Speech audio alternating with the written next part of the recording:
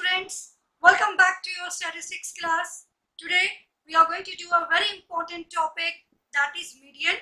It is the second concept of measures of central tendency. But before going to the meaning of the concept, we will just revise what is the meaning of the term series. Series is a systematic flow of data in a logical or specific order. When the data flows in a logical or in a systematic order, it is known as series. That means presentation of data in a systematic way, in a particular style, is known as series. You have already studied in statistics all the different types of numericals are represented in three series. Median. Median का मतलब क्या है?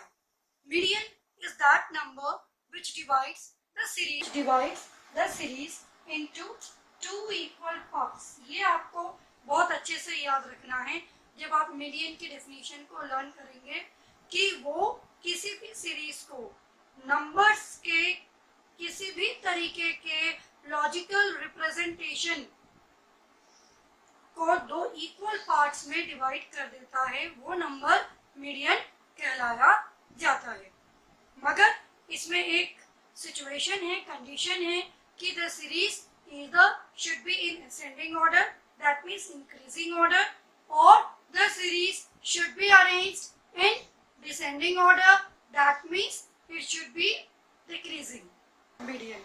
लेकिन अगर आप चाहते हैं कि आपका आंसर बिल्कुल परफेक्ट आए, बिल्कुल सही आए, तो जब आप सीरीज को दो इक्वल पार्ट में डिवाइड कर रहे हैं तो बिल्कुल सही मीडियन कैलकुलेट हो, तो उसके लिए जरूरी है कि आप सीरीज को असेंडिंग ऑर्डर या डिसेंडिंग ऑर्डर में ही अरेंज करें और तब उसको दो इक्वल पार्ट्स में डिवाइड करेंगे तो जो नंबर मिड में आएगा, that number is known as median and it is represented by m as you can see. जैसे मीन एवरेज होता है सेंट्रल टेंडेंसी का, ऐसे मीडियन भी एक तरीके का एवरेज है मेजर्स ऑफ सेंट्रल टेंडेंसी का. मीन, मीडियन, मोड, ये तीनों ही हमारे एवरेजेस कहलाए जाते हैं. It is also, median is also a kind of average of measures of central tendency. Now students, we have already gone through the meaning of median, but before going through the numericals, let's have a very quick recap of the topic once again. So let's have a look on the board. Median is a positional value of the variable which divides the distribution into two. जो एक part है series का उसकी value median से ज्यादा हो सकती है, and the other comprises all values less than it or equal to it. जो दूसरा पार्ट है उसकी वैल्यूज मीडियन से कम हो सकती हैं या मीडियन के इक्वल हो सकती है. आप कुछ सोच के देखिए, आपने असेंडिंग ऑर्डर या डिसेंडिंग ऑर्डर में सीरीज को डिवाइड किया तो नेचुरल सी बात है कि एक पार्ट की वैल्यू उस नंबर से ज्यादा होगी और दूसरे पार्ट की वैल्यू उससे कम होगी या उसके बराबर होगी. So it is the middle element when the data set is arranged in order of its magnitude. Magnitude मतलब increasing order or decreasing order, the way it is represented. We will study median with the help of the three series in this case. First, individual series. Second, discrete series. And third, continuous series. हम तीन series में इसको study करेंगे. पहला individual, दूसरा discrete, and the third is continuous series. Now students, we are going to solve the very first question with the help of individual series. You can see here I have mentioned that the very first way in which we are going to solve the numerical is with the help of individual series. So let's have a look at the question. Here we have the marks of 5 students. The following is the data of marks obtained by 5 students. So the marks are mentioned over here 10, 6, 8, 2, 4. मगर आप बच्चों ये देख सकते हैं कि ये जो मार्क्स आपको यहाँ पर मेंशन है ये ना तो असेंडिंग ऑर्डर में है और ना ही ये मार्क्स आपके डिसेंडिंग ऑर्डर में है. neither the series is increasing and it is increasing and neither it is decreasing. और मैंने आपको डेफिनेशन में ही क्लियर किया था कि आप एग्जैक्ट मीडियन तभी कैलकुलेट कर सकते हैं when the series is either in increasing order or it is in decreasing order. तो हमारा सबसे पहला स्टेप क्या होगा बच्चों? हमारा सबसे पहला स्टेप होगा कि हम सीरीज को असेंडिंग ऑर्डर में अरेंज करें। सो let's have a look at the board. हमने सबसे पहले हमारी इस सीरीज को किस में अरेंज किया है? असेंडिंग ऑर्डर में अरेंज किया है। सबसे पहले हमने क्या लिया? 2 लिया। हमने 2 की वैल्यू को इधर लिख दिया क्योंकि सबसे छोटी वैल्यू है, हम इसको जो है असेंडिंग ऑर्डर में अरेंज कर रहे हैं। फिर हमने 4 लिया तो हमने 4 लिख दिया यहाँ पर। फिर उसके बाद 6 आता है, 6 मेंशन कर दिया। फिर 8 आता है, हमने 8 भी मेंशन कर दिया। हम साथ के साथ उसको अंडरलाइन करते जा रहे हैं ताकि हमें याद रहे हमने कौन सी वैल्यू ले ली है और हमारी कौन सी वैल्यू बच गई है। क्योंकि बच्चे सबसे ज्यादा गलती ये करते हैं कि दोबारा दोबारा वही टर्म लिख देते हैं। फिर लास्ट में हमारा 10 बचा, हमने 10 भी ले लिया यहाँ पर। सो सबसे फर्स्ट स्टेप हमने क्या किया? We have arranged the series in ascending order. Series को असेंडिंग ऑर्डर में अरेंज करने के बाद हम सीरीज को नेम देंगे। ये किस चीज को रिप्रेजेंट कर रही है सीरीज? ये सीरीज मार्क्स को रिप्रेजेंट कर रही है, तो हमने हेडिंग डाल दी सीरीज की मार्क्स। अब इस सीरीज को एक सिंबल भी देंगे हम, तो हमने सीरीज को सिंबलाइज किससे किया? x से हमने सीरीज को सिंबलाइज किया। So the very first step to calculate median in case of individual series is to arrange the series in ascending order. हमने ascending order में series को arrange कर लिया। दूसरा step है to find the total number of items. serial number डाल के कितने number of items हैं आप उसको mention कर दीजिए। तो आपने नंबर डाल के मेंशन कर दिया 1 2 3 4 एंड 5। आपने नंबर ऑफ आइटम्स यहाँ पर मेंशन कर दिए। ओके, तो आपके नंबर ऑफ आइटम्स कितने हो गए? 5 हो गए। और आपने सीरीज को भी असेंडिंग ऑर्डर में अरेंज कर लिया। तो आपके फर्स्ट 2 स्टेप्स पूरे हो गए। जैसा कि आप देख सकते हैं मैंने बोर्ड पे लिख भी रखा है कि what steps you have to follow while calculating the value of median. Let's have a look. Now you see what is the very first step students? Very first step is to arrange the data in ascending order. So देखिए हमने अपना data ascending order में arrange कर लिया। Okay, फिर दूसरा step है find the total number of items in the series. तो देखो बच्चों हमने अपना टोटल नंबर ऑफ आइटम्स भी हमने सीरीज में अरेंज कर लिया। Number of items is 5। फिर थर्ड स्टेप है putting up the formula size of n+1/2 term. ये फॉर्मूला यहाँ पर पुट अप करना। अब बच्चों इस फॉर्मूले में एक बहुत इंपॉर्टेंट चीज जो समझने की है वो क्या है वो देखिए। Size of n+1/2 term, n means number of items, so n+1/2 number of items plus 1/2। 2 क्यों? Because the series is being divided into 2 parts, so we have put the value of 2 over here. We are dividing it with 2. Okay, अगर series 4 part में divide हो रही होती जैसे quartiles में होती है तो हम 4 लिखते हैं वहां पर। ओके, लेकिन यहाँ पर क्योंकि सीरीज के 2 टुकड़े हो रहे हैं so it is being divided by 2। हमने 1 क्यों लगाया? बिकॉज सीरीज की वैल्यू ऑड भी हो सकती है और सीरीज की वैल्यू इवन भी हो सकती है और हमको क्या करना है? सीरीज को न्यूट्रलाइज करना है। इसीलिए हमने क्या किया? हमने इसको 1 लगा दिया यहाँ पर ताकि ऑड इवन का बैलेंस हो जाए यहाँ पर। So and here is 5 plus 1/2 6/2 the size of third term. Third term हमारी ये आ गई 3 यहाँ पर। 3 के ठीक सामने हम देखेंगे क्या आंसर आ रहा है? 6। So our median is 6 marks. Third term के बिल्कुल सामने वाली वैल्यू हमारी मीडियन है। आप इस स्टेप को एक बार बोर्ड पे भी देखिए तो आपको ये और क्लियर हो जाएगा। The third step is putting the formula size of n+1/2 sum. So we have put up the formula size of n+1/2 term, number of items plus 1/2, 5 plus 1/2, 6/2, that is third term. ये आपकी third term आ गई, मैंने आरो लगा रखी है। Find value of median after finding value of n/2 term. n/2 term की value put करने के बाद आप किसकी वैल्यू निकालिए? मीडियन की। सो n/2 टर्म हमारा कितना आ गया स्टूडेंट्स? 3। तो थर्ड टर्म की वैल्यू हमने टेबल में से देखी और फिर हमने मीडियन की वैल्यू पुट कर दी। So item of individual series on the board can see the question from the following data of the wages of 7 workers. Compute the median wage and interpret the result. Now the wages are given to us. अब आप देख सकते हैं हमने फिर से वही step use किया है, दैट इज कि सबसे छोटी वैल्यू इसमें क्या है 1080 हमने यहाँ पुट कर दी, फिर 1100 हमने ये वैल्यू यहाँ पर पुट कर दी, 1120 ये हमने यहाँ पुट कर दिया, 1150 ये भी हमने यहाँ पुट कर दिया, 1160 भी यहाँ पुट कर दिया, then we have 1200 that also we have taken here, 1400 that also we have taken here. ये सारी वैल्यूज हमने फिर से AO असेंडिंग ऑर्डर में अरेंज कर दी। उसके बाद हमने अपनी सेफ्टी के लिए क्या किया, इसको सीरियल नंबर वाइज अरेंज कर दिया है। इसका सीरियल नंबर भी लिख दिया है। कितने नंबर ऑफ आइटम्स है हमारे पास 7। ओके, क्लियर हो गई बात। अब हमने फॉर्मूला पुट अप कर दिया, m is equal to size of n plus 1 upon 2th term, size of 7 plus 1 upon 2 term, size of 8 upon 2 that is 4th term। 4th term हमारी ये आ गई, इसके सामने हमारी वैल्यू है 1150। तो हमारी वैल्यू कितनी होगी बच्चों मीडियन की 1150। हमारे चारों स्टेप्स इसमें पूरे हो गए, आप देख सकते हैं।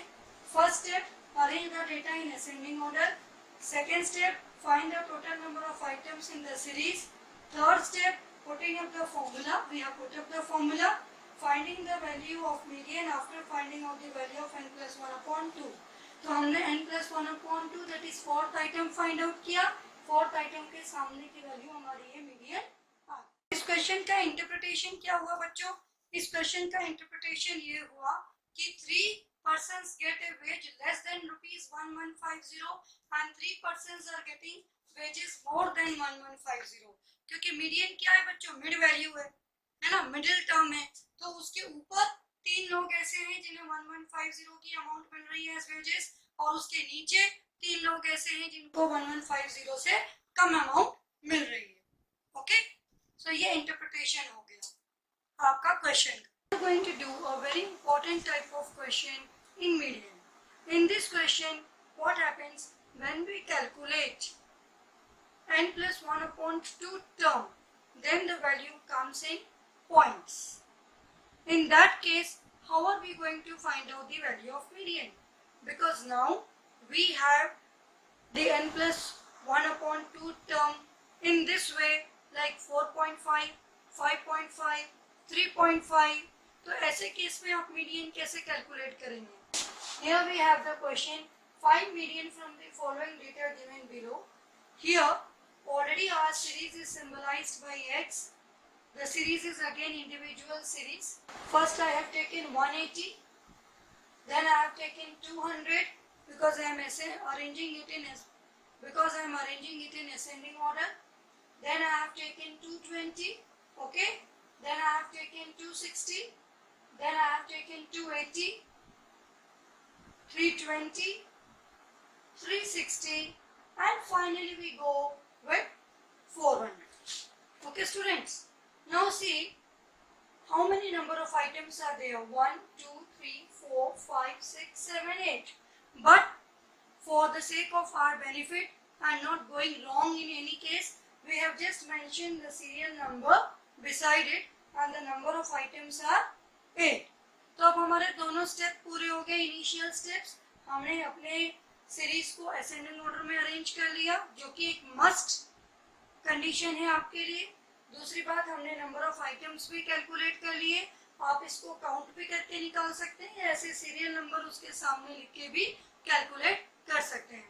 Now what is the third step, to put up the formula, size of n plus 1 upon 2 term। You are very well aware of it।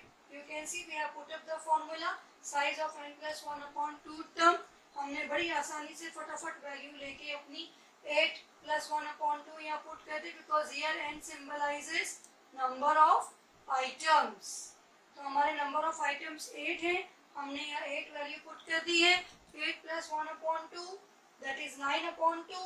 But हम यहाँ आके फंस गए, यहाँ अब हमारा आंसर 4th टर्म या 5th टर्म नहीं आया, यहाँ हमारा आंसर आया 4.5th term.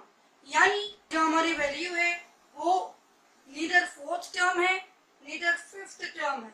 The value is in between fourth term and fifth term. The value is it. So what we can do is there are two alternate ways to solve this question. First, value of fourth term ले लीजिए, value of fifth term ले लीजिए, दोनों की values को add कर लीजिए. यानी कि 260 प्लस 280 दोनों ऐड कर लीजिए आप और उसको 2 से डिवाइड कर दीजिए. अगेन 2 से क्यों डिवाइड कर रहे हैं हम? Not because the series is divided into 2 parts. ये रीजन नहीं है यहाँ पर 2 लेने का, वो रीजन तो यहाँ पर 2 लेने का है. यहाँ पर हम इसको 2 से क्यों डिवाइड कर रहे हैं? Because the value of median is the value between the two terms. तो दो टर्म्स के बीच की वैल्यू है, इसलिए हमने यहाँ पर 2 लिया.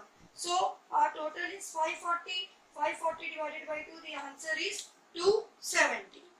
ये तो हो गया इसका फर्स्ट वे क्वेश्चन करने का कि जिस भी टर्म के बीच में वैल्यू आ रही है आप उस टर्म्स की वैल्यूज को ऐड कर लीजिए और 2 से डिवाइड कर लीजिए. सपोज यहीं पर क्वेश्चन में आपका 4.5 की जगह 5.5 होता तो आप क्या करते?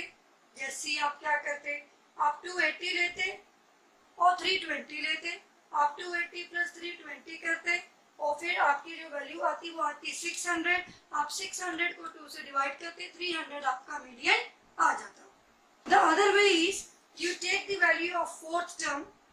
फिर आप देखिए कि 0.5 हमारा डेसिमल में वैल्यू है तो आप फोर्थ टर्म में 0.5 इंटू प्लस 0.5 हमारा डेसिमल है, 0.5 ऐड करिए, उसको किससे मल्टीप्लाई करिए?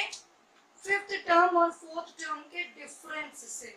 फिफ्थ टर्म और फोर्थ टर्म का डिफरेंस आपका है 20.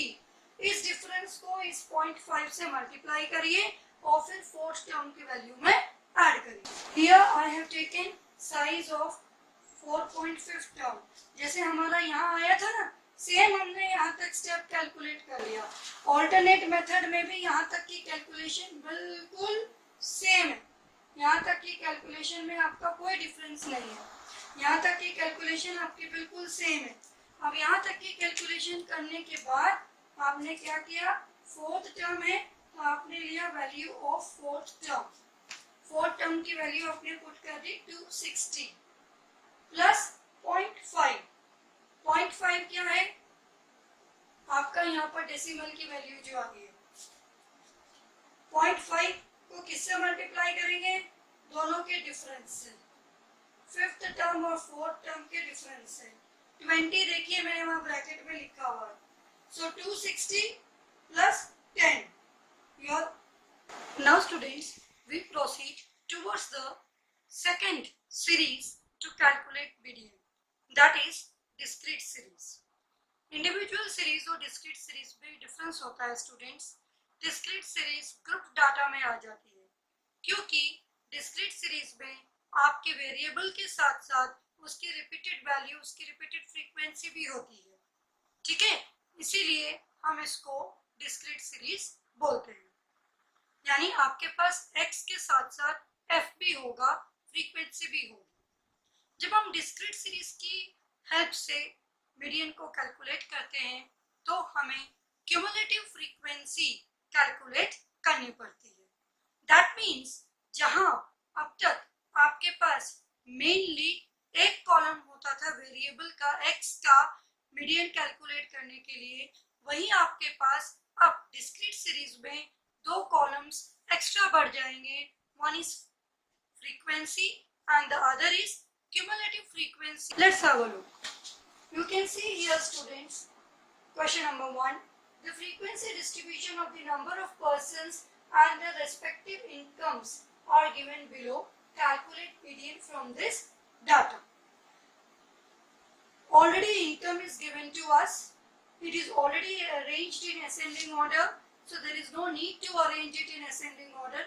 Usually discrete series के questions ascending order में ही अरेंज्ड आते हैं, पर अगर नहीं आएंगे तो आपको डेटा अरेंज करना पड़ेगा यहाँ पर भी ascending order में या descending order में.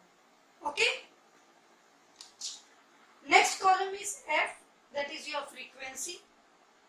It is also given in the question. अगर ये क्वेश्चन में हॉरिजेंटली गिवन है तो आप उसको वर्टिकली सोल्यूशन करते समय कॉलम्स में लिख सकते हैं। अब क्वेश्चन आता है कि हमारे पास x है, हमारे पास f है, वेरिएबल है और उसकी रिपीटेड वैल्यू उसकी फ्रीक्वेंसी है। How are we going to calculate cumulative frequency? Cumulate का मतलब होता है ऐड ऑन करना। तो जो फ्रीक्वेंसी हमारी बढ़ती जा रही है हम उसकी वैल्यू को ऐड ऑन करते जाएंगे। सबसे पहला नंबर 2, तो सबसे पहला CF क्या हो गया 2। जो पहली फ्रीक्वेंसी होगी वही हमारी क्या होगी क्यूमुलेटिव फ्रीक्वेंसी होगी। फिर 2 में आपने नेक्स्ट फ्रीक्वेंसी ऐड करी 4, तो आपकी नेक्स्ट CF क्या हो गई 6। फिर इस 6 में आपने नेक्स्ट फ्रीक्वेंसी ऐड करी 10, तो आपकी CF क्या हो गई 16।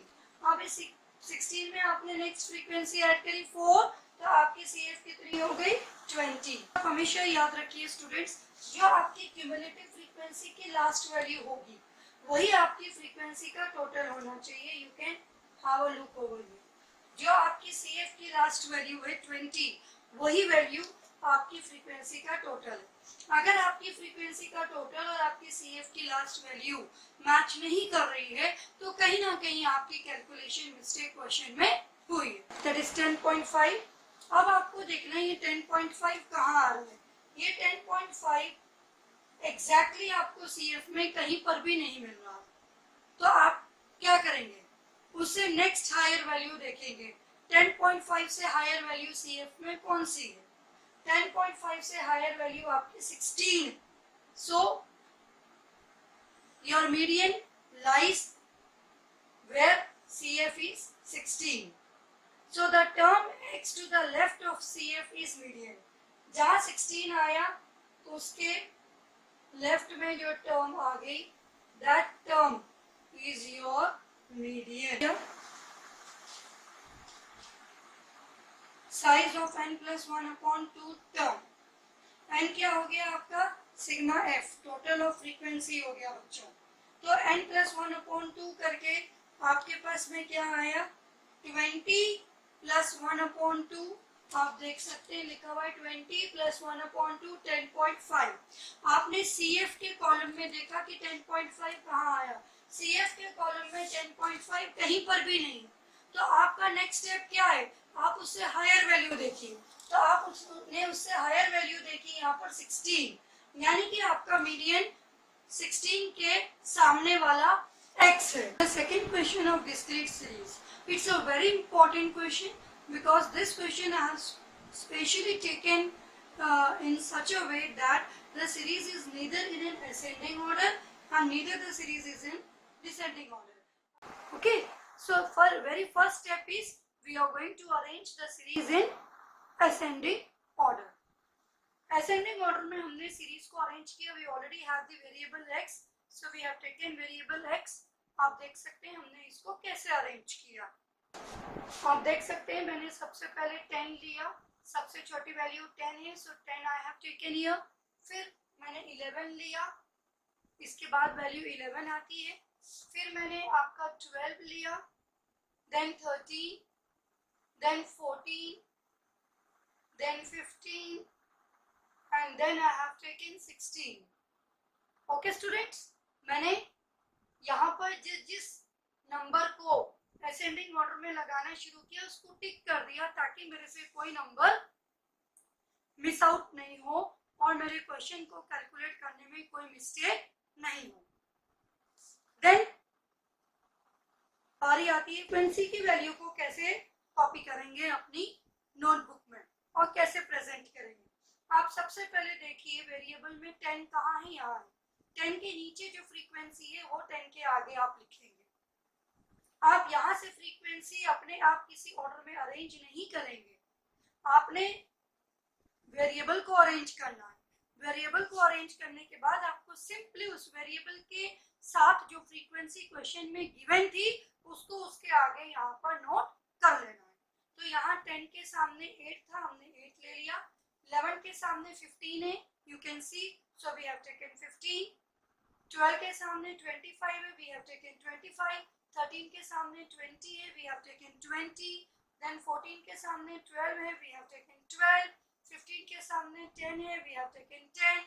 16 के आगे 5 है, वी हैव टेकन 5। सो इस तरीके से हम जो वेरिएबल जिस ऑर्डर में अरेंज कर चुके हैं, हम उनकी फ्रीक्वेंसीज उनके सामने जो अलॉटेड थी क्वेश्चन में, उनको हमने उनके सामने अपने सोल्यूशन में प्लेस कर दी। क्लियर? तो अब आपको पता चल गया, अपने वेरिएबल असेंडिंग ऑर्डर में लगा दिया, उनके सामने फ्रीक्वेंसीज जो अलॉटेड थी वो आपने प्रॉपर अपने सोल्यूशन में उनको भी उनके सामने प्रॉपर्ली अलॉट कर दिया। Now the next step is to find out cumulative frequency. Cumulative frequency आपको पता है is the addition of frequency. So सबसे फर्स्ट फ्रीक्वेंसी जो होती है वही सबसे फर्स्ट सीएफ होती है, क्योंकि हम वहीं से ही तो टोटल करना शुरू करेंगे।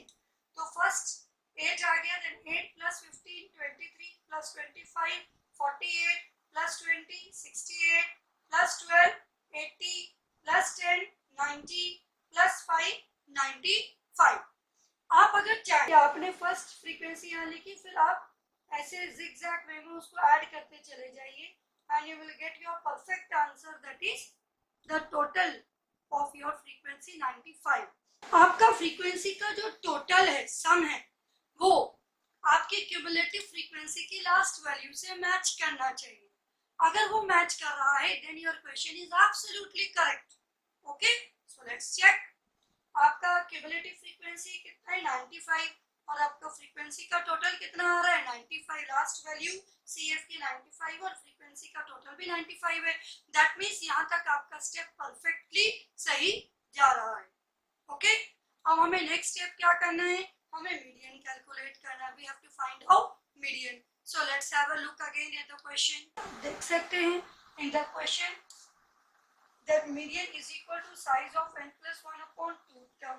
n का मतलब यहाँ पर क्या होता है, n का मतलब होता है sigma f, that is total of frequency। total of frequency हमारे पास कितनी है 95। मैंने आपको कहा था कि जो हमारी CF की लास्ट वैल्यू होती है वही हमारा फ्रीक्वेंसी का टोटल होता है। so total of frequency is 95 plus 1 96 upon 2 that is 48। आप देख सकते हैं size of 48 term. So we have to see in CF। अब हमने क्यूमुलेटिव फ्रीक्वेंसी में उसको सर्च किया। जब हमने उसको क्यूमुलेटिव फ्रीक्वेंसी में सर्च किया, so we were lucky enough to get the same value in our CF। आप देख सकते हैं यहाँ 48 हमारी वैल्यू आ गई। तो अगर 48 हमारी वैल्यू आ गई है तो it is exactly equal to the value of the size of the term. हमारी क्यूमुलेटिव फ्रीक्वेंसी आ गई, तो 48 के टुवर्ड्स द लेफ्ट हम जाएंगे तो our median is 12। Median is 12। Now students, we are going to calculate median with the help of continuous series। In continuous series, the formula to calculate median is different। So there is no need of balancing the problem of odd or even, because already the data is given in a class interval। So now students, the basic step till the calculation of cumulative frequency is same for the continuous series। Let's have a look at the question। Now see students, find the median from the following data using the continuous series। Class interval 0 to 10, 10 to 20, 20 to 30, 30 to 40 and 40 to 50। Frequency is also given 5, 15, 30, 8 and 2। Now we have taken the class interval, we have written it over here in the solution। It is already given in a proper order। In this case, usually the problem of ascending and descending order does not arises, but in case if it arises, I will tell you how to arrange it। So see how we have written our class interval. In front of it I have written the frequency and then I have calculated the cumulative frequency as we had done in case of discrete series। The very first frequency is 5, so 5 I have taken the first value of CF। जो F की first value होती है वही CF की भी first value होती है, and then zigzag करके हमने उसके addition किया। 5 plus 15 20, 20 plus 30 50, 50 plus 8 58, 58 plus 2 60 and the total of frequency is 60। and you can see the last value of cumulative frequency is also 60। आपको पता है आपको इन दोनों को क्रॉस चेक करना है, इससे आपको इंश्योर हो जाएगा कि आपका क्वेश्चन सही डायरेक्शन में जा रहा है। तो यहाँ तक का CF को कैलकुलेट करने तक का बेसिक स्टेप बच्चों आपका बिल्कुल सेम है. Now students, let's have a look at the calculation. हमने सबसे पहला जो फॉर्मूला पुटअप किया, that is size of n upon 2 term. हमने +1 यहाँ पर क्यों नहीं ऐड किया? Because it is a grouped data, it is a continuous series, so there is no need to balance any odd or even numbers over here. Okay, so n upon 2. 2 क्यों लिया? Because median is a number which divides the series into two equal parts. So 60 upon 2 we have got 30. अब हम इस 30 को कहाँ पर देखेंगे बच्चों? आप सबको पता है इस 30 को कहाँ पर देखते हैं? हम इसको क्यूमुलेटिव फ्रीक्वेंसी में देखेंगे. It lies in CF is equal to 50. Cumulative frequency में एग्जैक्टली हमें 30 नहीं मिल रहा है, बट उसमें हमारे पास क्या ऑप्शन होता है? आप उससे हायर 30 नहीं मिल रहा है तो 30 से हायर क्यूमुलेटिव फ्रीक्वेंसी को देखिए, उसको कंसिडर करिए. So it is 50. तो अब हमने क्या किया बच्चों? 50 के ठीक सामने हमने क्या किया बच्चों? हमने 50 के ठीक सामने वाला ग्रुप देखा, कौन सा आ रहा है? 20 to 30. This median class is our median group. इससे हमको मीडियन का आंसर मिलेगा. यहाँ पर कोई वेरिएबल नहीं है स्टूडेंट्स कि एग्जैक्ट मीडियन निकल के आ गया. यह हमारा क्लास इंटरवल है, क्लास ग्रुप है. ठीक है, अब हम इसकी मदद से मीडियन कैलकुलेट करेंगे. इस क्लास ग्रुप की फर्स्ट वैल्यू लोअर लिमिट होती है और सेकेंड वैल्यू अपर लिमिट होती है. सो इस lower limit of median class, जो हमारा मीडियन ग्रुप आया, उस मीडियन ग्रुप की लोअर लिमिट को हम क्या बोलेंगे? L1 बोलेंगे. This is our L1. ये हमारा L1 हो गया 20. 20 is our L1. Lower limit of our median class या मीडियन ग्रुप जो हमने CF की हेल्प से ट्रेस आउट किया. ओके, फिर F क्या? ओके, फिर F क्या है बच्चों? F is your frequency. यह आपका F हो गया. फिर C क्या है? जो मीडियन क्लास होती है उसके ऊपर वाली क्यूमुलेटिव फ्रीक्वेंसी को हम क्या बोलते हैं? C. अगर आप इसके सामने वाली या इनके नीचे वाली क्यूमुलेटिव फ्रीक्वेंसी लेंगे तो आपका जो कैलकुलेशंस है वो माइनस में आनी शुरू हो जाएंगी. That is again a cross check कि आपका क्वेश्चन गलत जाता. ओके, सो ये याद रखिए. पहली चीज L1 that is lower limit of the class interval. F मतलब क्लास इंटरवल के सामने की फ्रीक्वेंसी. CF मतलब क्लास इंटरवल के ऊपर वाली क्यूमुलेटिव ऊपर वाले ग्रुप की. CF इस क्लास इंटरवल के ऊपर वाले ग्रुप की cumulative frequency, that is C. Okay, I का मतलब इस क्लास इंटरवल का डिफरेंस, दैट इज 10. अब हम अपना फॉर्मूला पुट करते हैं. वेरिएबल्स यूज्ड इन द, हम इन सब वैल्यूज को यहाँ पुट अप करेंगे. L1 मैंने यहाँ पर ले लिया 20 और 30, तो 20 मैंने यहाँ पर ले लिया लोअर लिमिट को.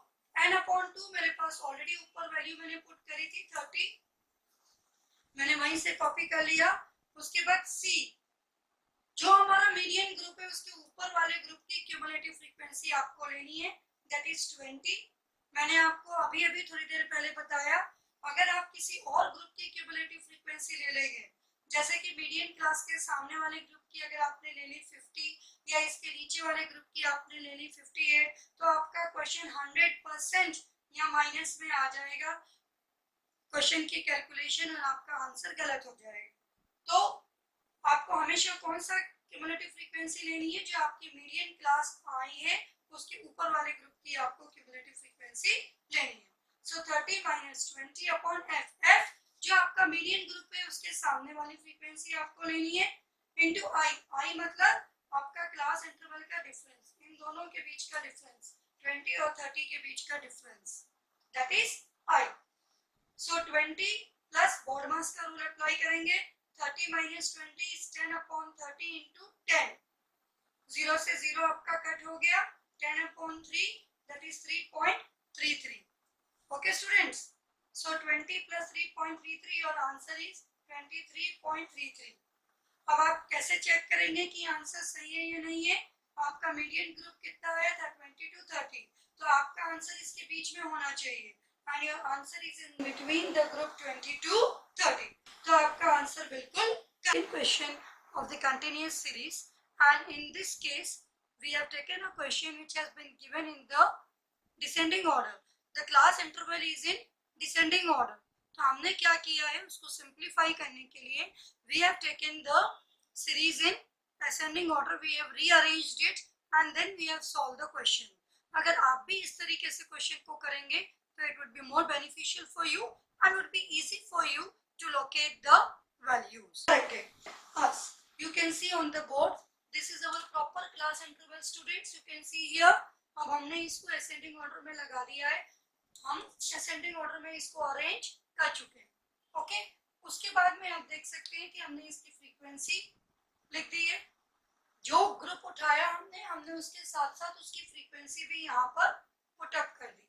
सो the class interval is arranged in a proper order, frequency is arranged in a proper order. हमने फ्रीक्वेंसी का टोटल कर दिया.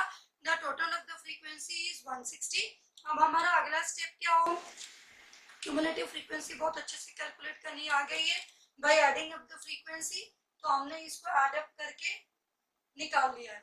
14 plus 28 42 plus 33 75 plus 30 105 plus 20 125 plus 15 140 plus 13 153 and plus 7 160.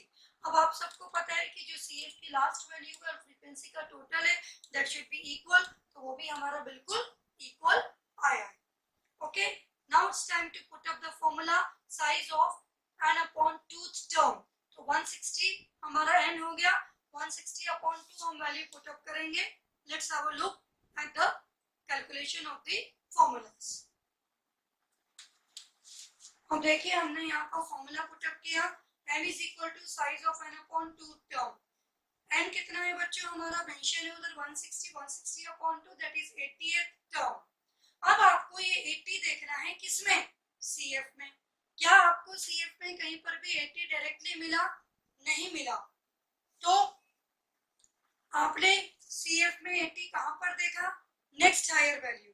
अब बच्चों कुछ बच्चे इस बात से कंफ्यूज हो सकते हैं कि नेक्स्ट हायर वैल्यू का मतलब क्या है कि अब हमारी क्यूमुलेटिव फ्रीक्वेंसी शायद 105 में हमको देखनी है. देखने का क्या मतलब है, देखने का मतलब ये है कि आपका 80 75 में तो 80 कवर अप नहीं हो रहा है, तो 80 वाली वैल्यू कहाँ कवर अप हो रही होगी, वो इसमें ऐड ऑन हुई होगी 105 में. इसीलिए हम नेक्स्ट हायर क्यूमुलेटिव फ्रीक्वेंसी को लोकेट करते हैं. Did you get my point? आपको 80 देखिए प्रीवियस क्वेश्चन में था 105 में हमने लोकेट कर लिया. सो नाउ इसके ठीक सामने वाला ग्रुप हमारा क्या होगा, मीडियन ग्रुप होगा. अभी हमारी मीडियन क्लास आ गई. इसकी लोअर लिमिट हो गई 350 which is represented bye L1. इसके सामने की फ्रीक्वेंसी हो गई 30. इसके ऊपर वाले आपकी इस मीडियन क्लास से ऊपर वाले ग्रुप की क्यूमुलेटिव फ्रीक्वेंसी हम लेंगे दैट इज 75. ये आपको हमेशा याद रखना है, नहीं तो आपकी जो कैलकुलेशंस वो माइनस में जाएंगी और आंसर गलत हो जाएगा. तो आपने फटाफट से ये सब वैल्यूज अपने फॉर्मूले में पुट अप करी and let's see what we get. अब देखिए बच्चों, ये मैंने फॉर्मूले में वैल्यूज पुट अप करी हैं. L1 plus n upon 2 minus C upon F into I. 350 हमारी लोअर लिमिट है प्लस n upon 2 हमारे पास ऑलरेडी है 160 upon 2 80 माइनस C की वैल्यू हमने यहाँ पर लोकेट कर रखी है that is 75 upon F. Frequency भी हमने यहाँ लोकेट कर रखा है 30 into I मतलब 50. क्लास इंटरवल के बीच का gap, you can C what is the gap between the class interval. 350 400 50 का गैप है. ये 50 का गैप हमारा I से डिनोट होता है. ओके, तो 350 plus 160 upon 2 is 80. 80 minus 75 upon 30 into 50 class interval का डिफरेंस. 350 plus 5 upon 30 into 50. ठीक है, 5 इज योर 25. 25 डिवाइडेड बाई 3 8.33 आता है. So 350 plus 8.33, the value of median is 358.33. 350 plus 25 divided by 3 is 350 plus 8.33. So value of your median is 358.33. Question को कोई interpret करने को कहेगा आपको, तो आप इस क्वेश्चन को कैसे इंटरप्रेट करेंगे? आप इस मीडियन सीरीज को 2 इक्वल पार्ट्स में डिवाइड करता है। तो अगर इसका आंसर 358.33 है तो यानी इसके ऊपर 50% लोगों के वेजेस इससे ज्यादा होंगे और 50% के इससे कम होंगे।